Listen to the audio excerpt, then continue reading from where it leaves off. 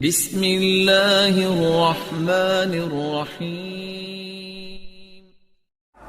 ڈالروں کی اب یلغار، اب یہاں پر امریکی سرمایہ، ڈالر چاہے مشرق سے آئے چاہے مغرب سے آئے، وہ یہودیوں کا اعلی کار ہے۔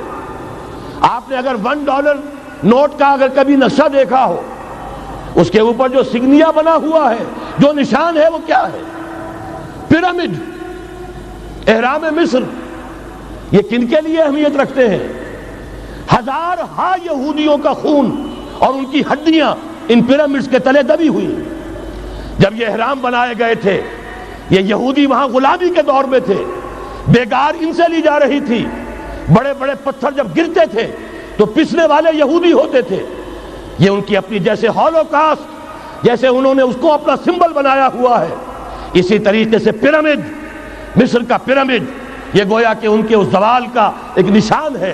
اور اس پر ایک آنکھ بنی ہوئی ہے، ایک آنکھ، کان دجال کی آنکھ، وہ دیکھ رہی ہے۔ عجیب ہے یہ سمبل۔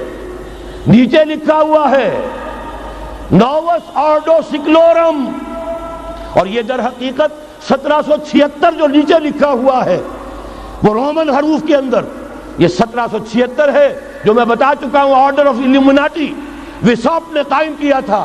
عام دنیا یہ سمجھتی ہے کہ شاید یہ امریکہ کا یوم آزادی ہے، سن آزادی ہے۔ 1 مئی اس آرڈر آف الومناٹی کی تاسیس 1 مئی کو ہوئی ہے۔ یہ 1 مئی جو منایا جاتا ہے، دھوکہ یہ دیا گیا ہے کہ یہ شکاگو کے جو مزدور ہیں ان کی یادگار ہے۔ حقیقت میں یہ 1 مئی اور 1776 آرڈر آف دی الومناٹی کی تاسیس کی تاریخ ہے۔ ڈالر میرے اس دیش کو ناپاک نہ کرنا، اور میں تو انہیں داد دیتا ہوں۔ جو کچھ انہوں نے، شاعر کہتے ہیں اس کو جو صاحب شعور ہے، اس صاحب شعور نے جو مشاہدہ کیا ہے کہ ڈالر آئے گا تو کیا آئے گا ہمارے ہاں، میری تو فکر کے اندر رچ بس گیا ہے۔ پاکستان کے بارے میں جب کہا تھا، اے آندھیوں سنبھل کے چلو اس دیار میں، امید کے چراغ جلائے ہوئے ہیں ہم، ہماری امیدوں کے چراغ ہے یہ۔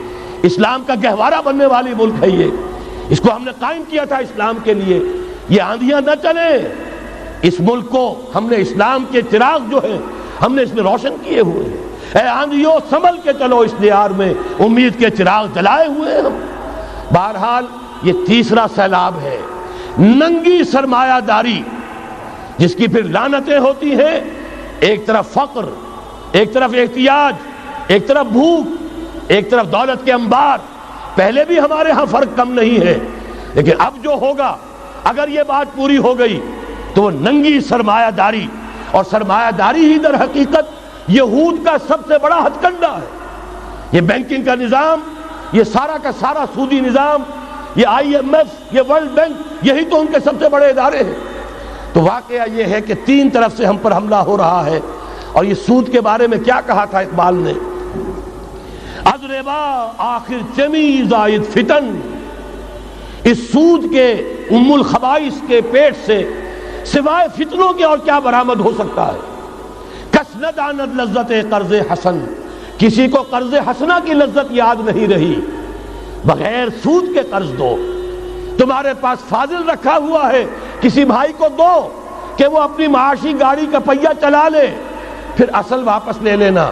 اگر اتنی ہمت نہیں ہے کہ ان تصدقوا فهو خیر لکم، صدقہ ہی کر دو تو سب سے اچھا ہے، دے ہی ڈالو اپنا فاضل سرمایہ۔ یسألونک ماذا ينفقون قل العفو، مت رکھو اپنے پاس، یہ گندگی ہے۔ لیکن اگر بڑے ہی کم ہمت ہو تو کم سے کم قرض حسنہ دو، اپنی اصل رقم واپس لینا۔ کس نہ دانت لذت قرض حسن، از ربا جاں تیرا دل چوں خشت و سنگ۔ اس لیے کہ سود کے ذریعے سے انسان کے اندر تاریکی پھیل جاتی ہے، دل جو ہے اینٹ کے مانند، پتھر کے مانند سخت ہو جاتا ہے، کٹھور۔ ثم قست قلوبکم فہی کالحجارۃ او اشد قسوہ۔ آدمی درندہ بے دندان و چنگ، اور انسان بغیر اس کے کہ بھیڑیوں والے دانت ہوں اور بھیڑیوں والے پنجے ہوں، بھیڑیا بن جاتا ہے۔ بہرحال اب کرنے کا کام کیا ہے اس کو سمجھیے۔ اس پوری صورتحال کا میں نے آپ کے سامنے نقشہ پیش کر دیا۔ ایک طرف مغرب سے نیو ورلڈ آرڈر، جو جیو ورلڈ آرڈر ہے، اس وقت کی سپریم پاور آن ارتھ امریکہ کی سرپرستی میں بڑی تیزی کے ساتھ حملہ آور ہے۔ دوسری طرف وَمَكَرُوا وَمَكَرَ اللَّهُ وَاللَّهُ خَيْرُ الْمَاكِرِينَ، اللہ کو پامردی مومن پہ بھروسہ، ابلیس کو یورپ کی مشینوں کا سہارا۔